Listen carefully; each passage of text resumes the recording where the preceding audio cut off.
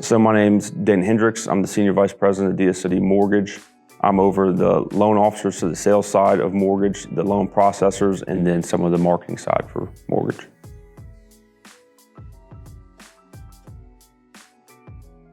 Constantly. And that's something that internally, I don't know if I want this part to be recorded, but that's an internal friction, right? That comes is that you never want to be the one department that's not ready, right? So everybody's trying to push to close. We want to close them as fast as we can because the people want to live there. Most of the time they schedule moving, or they're moving out of another house, or their kids are starting school. There's something usually scheduled around that date that we gave them to close, right?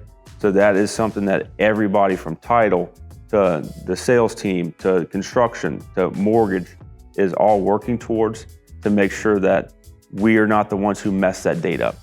But we know it's not a perfect world, and there's sometimes where that active sale date that we agreed to doesn't get met. There's sometimes that is coming from the mortgage company side that we are working through the file and we find something whenever we're pulling title, and that they own another house they didn't tell us about. Or maybe they're actually still married and they told us they weren't, right? Or something that the borrower didn't provide to us that comes up later in the process that makes us either have to extend that, or maybe potentially they don't qualify anymore. So if we have to extend that loan for that reason, then it could change the interest rate, because interest rates are only guaranteed for 30 days and 60-day time frames. So depending on when they lock that loan, that could be 2 days after it was supposed to close. It could be 10 days. So if you have to extend it, that puts the opportunity for them to their interest rate to change in jeopardy. That could happen.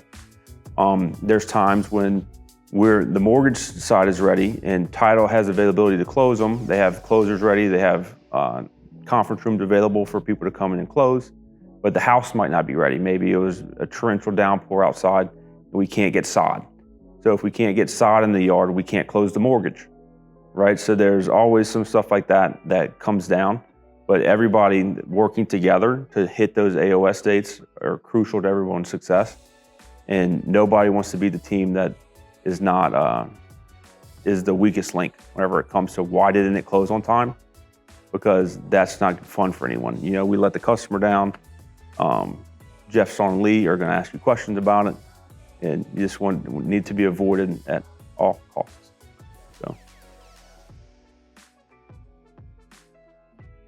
So in an instance that we miss a closing date and it's not the borrower's fault, so say it was the sod's not down in the house, or back in COVID, we couldn't get garage doors, so we couldn't close the loan.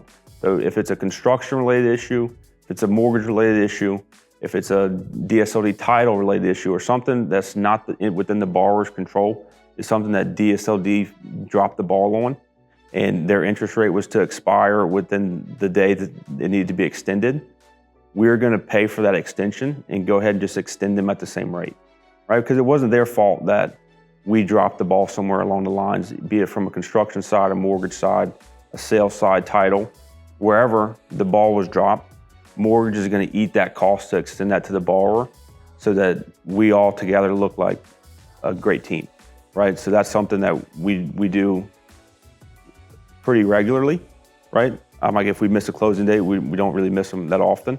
But if we do, that's something that we do almost across the board.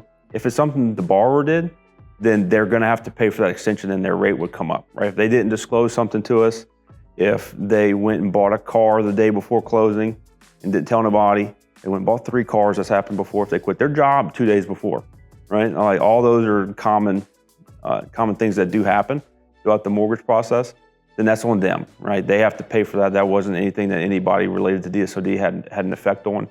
So they'll pay for that extension. They'll do the new rate coming up, and the LO would have to be the one who tells them that, right? So usually almost all the bad news in the home buying process comes from somebody in mortgage. So it's either you don't qualify for the house you want, or you do qualify, but for like a way smaller house, or I really want to go buy a new car. I'm tired of driving this old thing. I want to buy new furniture for my new house. I want to buy a new car for my new house. But my LO's telling me that I can't buy any of that until the closing is over because I won't qualify. You know, I was like, so most of the bad news comes from mortgage. So.